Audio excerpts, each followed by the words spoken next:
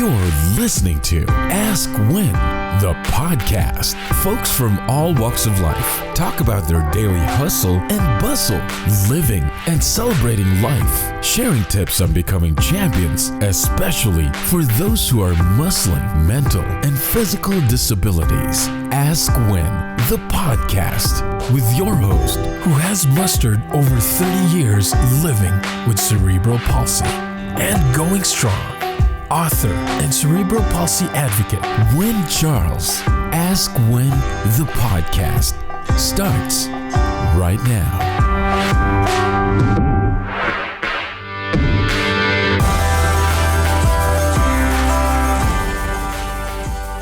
Welcome to Ask When, everyone. This afternoon I have Theresa with me, and I am going to let Theresa take it away. And then I'm going to leave you guys at the end of this program. I'm actually going to leave you guys with a programming announcement that Theresa actually reminded me of. So it's Theresa's fault that you guys get a programming announcement. But I'm going to save that till the end and let Theresa take it away. Thank you so much, Wynn, and thank you for having me, and I appreciate you and all of your listeners. And stay tuned to the end of this because this woman is doing amazing things, and you need to hear it. As she told you, my name is Dr. Theresa Davis. I'm the Executive Director for the John Maxwell team. I'm a speaker at the summit, and that's how I got acquainted with Wynn. I own two businesses, and one is Team Growth Strategies, and we do disc assessment. And the other one is called the Profit Influencer, and I teach marketing. I'm a foster parent. I have 7 kids. I've adopted several more. A community leader. I'm executive board president of the Homeschool Association in California, and very proud to serve.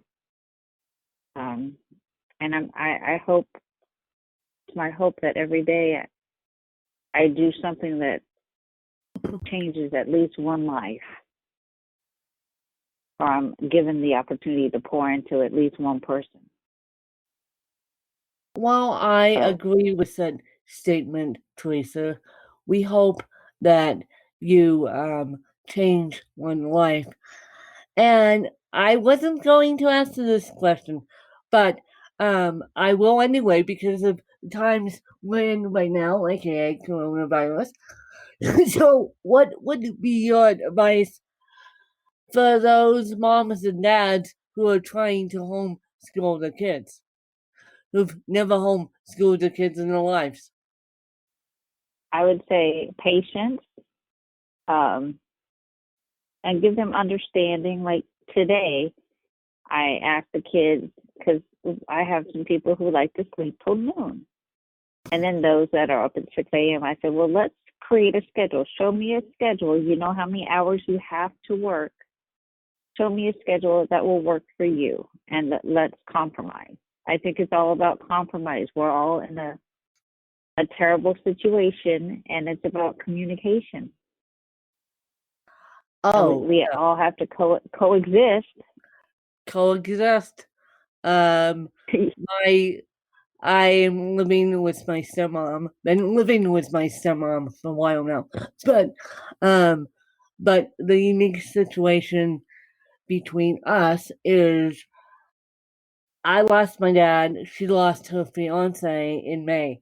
So we've been cohabitating for a while now.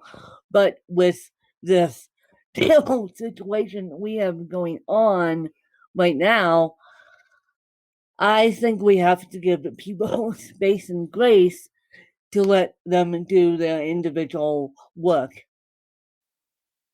You're absolutely correct. So yeah, give people space and grace. And I just thought, since you have done homeschooling, I just thought I would throw that question into the mix anyway. But that wasn't part of this interview.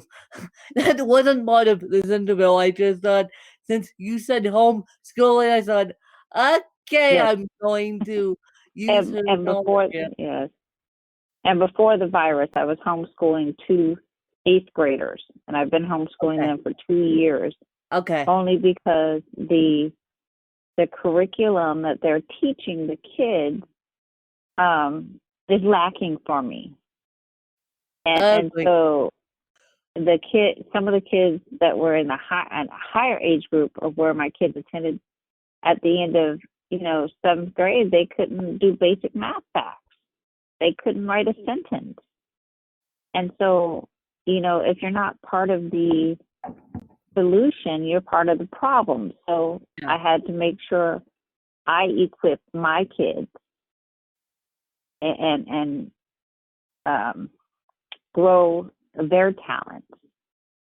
Well, we can talk about this for an hour. I was for those of you that don't know, for those of you that are now joining me and living in a rock, I have cerebral palsy. So cerebral palsy is a neurological condition. I held a job up until March 13th, 2020. And I was in the education sector for about a good 13 years teaching. Now I'm in the education sector as a student, obtaining my journalism degree. And that's going much smoother than me being a teacher. Let's just put it that way. And when Theresa said the education system was lacking for her, I agree with you because the education system as a teacher was lacking me. I like it more as a student than I do as a teacher. I understand that. I'm a lifelong learner and student. I'm surprised I'm not enrolled now. I've been in school pretty much my whole life up until 2 years ago, and I'm getting old. So You're getting old. Well, yeah, as they say, there's no time like the present to learn something new, and you can teach your old dog new tricks too. So, me obtaining a journalism degree is going to be great, and I'm slowly but surely working on it. But I do have a question for you, Theresa. okay. If you had to move and could only take 3 things with you, what would they be? That I laughed at that one. A computer, a coffee maker, and my books. So you wouldn't take your kids? You wouldn't take your kids? No, it's everyone for themselves. No, I would. Well, good. Good. Yes, You would I would take the the kids. books. I would probably take them instead of the books, but You would probably now with digital books, you could probably take the books and the kids. yes, probably so. But I love coffee, and I like to sit and drink coffee and read, and I can't imagine not being hooked up to electronics, even though that I ended up taking a couple week fast from the computer because I got ill. And I said, well, I just need to rest, and the virtual world will be there when I feel better. Yeah. Yes.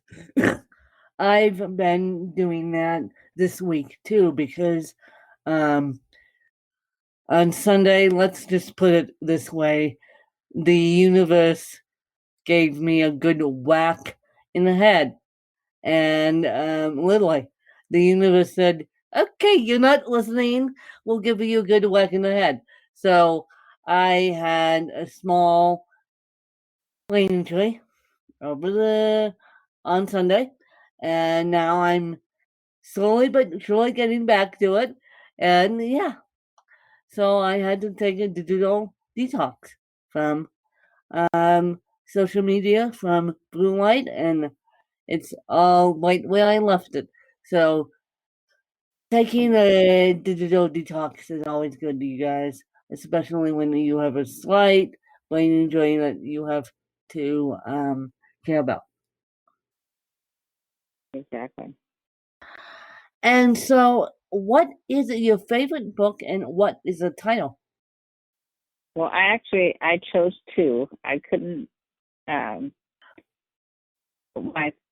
first favorite book is The Color of Water by James McBride. It's a story of a young man he grew up in the projects. He was biracial. And so that affected him because he was constantly made fun of. And my kids are biracial. So my daughter gave that to me on my very first airplane ride, and I couldn't put it down. So it's a very unique book. My second favorite is Leadership by John Maxwell. I love all of John's books, but Leadership talks about, basically your responsibilities as a leader, and everybody's a leader in some shape or form. And I completely agree with him. And so, The Color of Water and Leadership.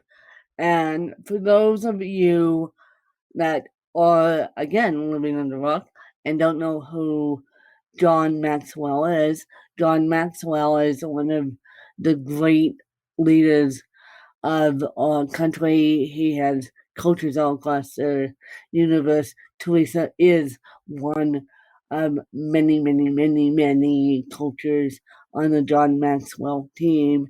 And I love the work. Even though I don't follow the John Maxwell work as closely as I should, I just love his philosophies. So, if your best friend had to write a book about you, Theresa, what would the title be? Well, I cheated on this one because I said, I don't know.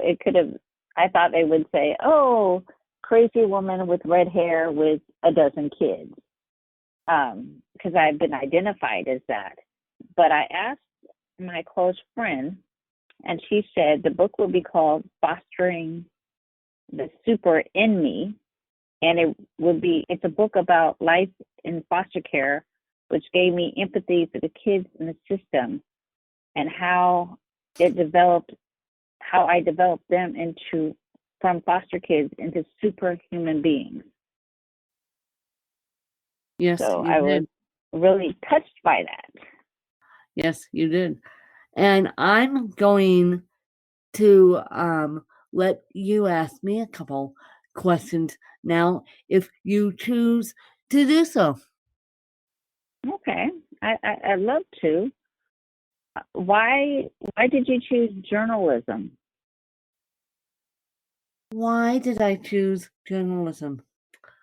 Well, I chose journalism because I was sick and tired of the education field. And my close friends know this too.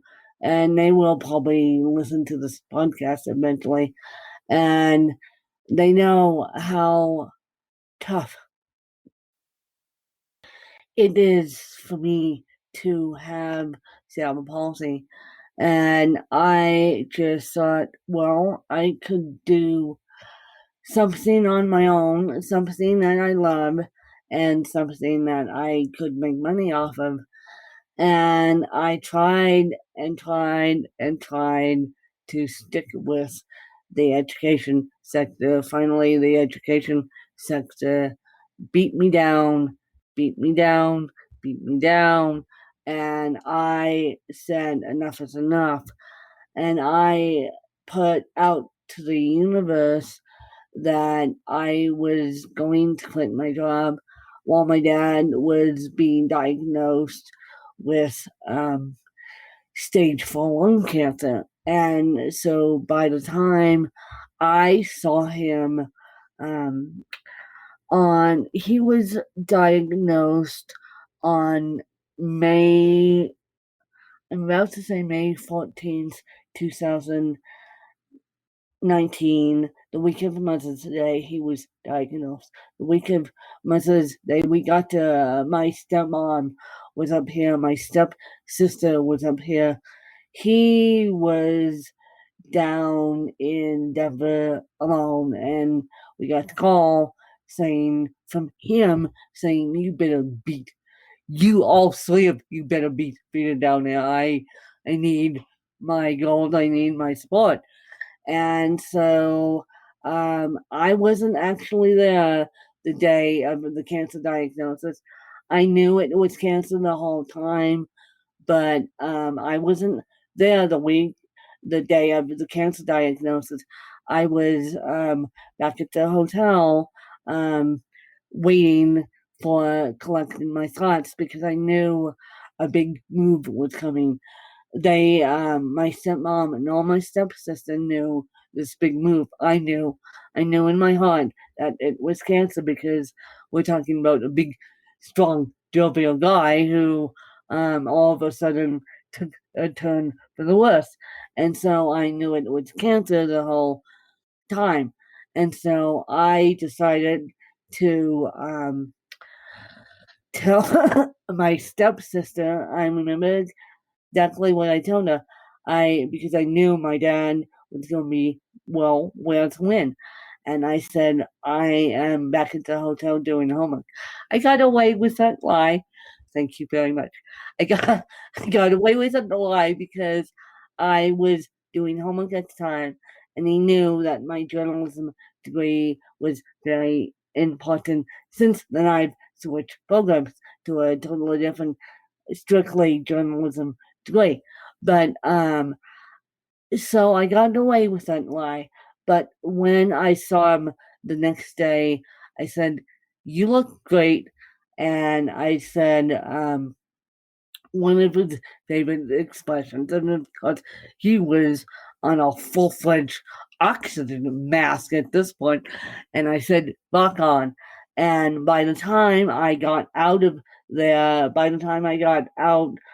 a short visit that we had, because he was on death's door, basically, and I had made the decision as I walked down the hallway of the University Hospital in Denver, Colorado, that's it. That's it. That's it. That's it. I'm not going back to the education field. I'm finishing my journalism degree, and I am pursuing something I love and pursuing something that I can do independently because I figured, well, now is the time to do it. Now, since I had, and he knew he was dying, and my last words to him, well, I love you. I was able to pull I love you out of it. And for those of you who know me personally and know my other life-changing moment was my life-changing moment. One happened in 2010, the other one happened on May 19th, 2019. And I lost my mom in August 12th, 2010. And so, but in her case, she was dying medically in just coma. So I wasn't able to say I love you. And I just want to be the voice for the voiceless now more than ever as we sit through this world health crisis and this economic crisis too. I just want to be the voice for the voiceless. That's amazing. So that's my story, and I'm sticking to it. I just love that, the voice for the voiceless. Yeah. Because it takes a lot of courage to do so, and it takes a lot of courage to stand up and be that voice. Yep. So I commend you. what would you tell young people that have a diagnosis, or how would you, I know your video on the summit is about hope, and for all who's listening, you need to go listen to it because it inspired me. Yeah. What would you tell them? How would you tell them how to cope? I would say right now, and I apologize, the coughing attack wasn't part of it. I would say right now, put the best foot in front of the other. Use the power of the phone. Use the power of human relationships, even though we're on a social distancing right now, and use the power of mentors like Theresa, use the power of mentors like myself, or use the power of podcasting to put your one foot in front of the other. I know several people, including those in the education sector, who have lost their jobs because of what we're going through right now. Yes. And so this is why I'm keeping the podcast going, to keep everyone, I don't want to say keep everyone's heads on straight, but I've watched my download numbers blow up because now everyone's looking for a dose of hope that doesn't involve the capital C, aka coronavirus. And so everyone's looking for a dose of hope. And so with the summit, Rise Above Youth Summit, which Theresa and I are both on, it's a virtual summit. And Theresa reached out to me via Facebook DM and said, "You don't know who I am yet, but I would love to be on your podcast." How you found out about my podcast? Because I didn't tell you anything. You must have gone to my website and take a look there. But how you reached out to me, I'm like amazed. But I said, sure, come on. And so what I'm trying to do right now for my listeners is have them put one foot in front of the other. That's all I'm asking. If we can put one foot in front of the other, and if we can get dressed and hop in and out of showers, and then put one foot in front of the other and just take care of the ones that we love around us, whether we're moving back in with parents, whether kids are moving back in with us, whether we have stepchildren, foster parents, foster kids, foster parents, adoptive, biological.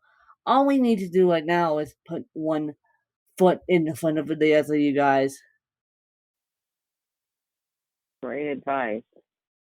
Great advice. Well, I hope everybody within the summit reaches out to you, because I know at least a third of the people, or maybe half of them, and I know each of them have a very unique story that would inspire your listeners.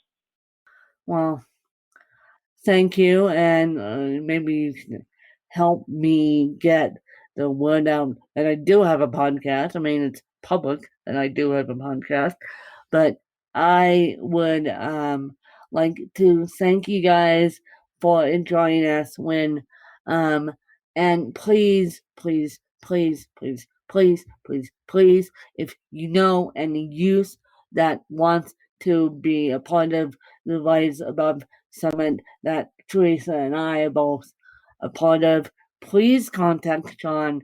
Sean actually was supposed to come on this podcast so I could interview him, but he had a scheduling change. So I'm trying to get the organizer to come on to ask him a couple of questions. One, why he came up with this wonderful idea, what lies above you summit. And so once Sean gets on here, we'll have a good time with Sean. But please, please, please go follow the Rise Above You Summit on Facebook, because we all have incredible messages and we all have incredible stories, and we're all just trying to make this world happier and better place, despite the world health crisis going on and despite the economic crisis going on as well. So let's make this world happier and safer place for you guys. Bye, you guys. Bye. Thank you.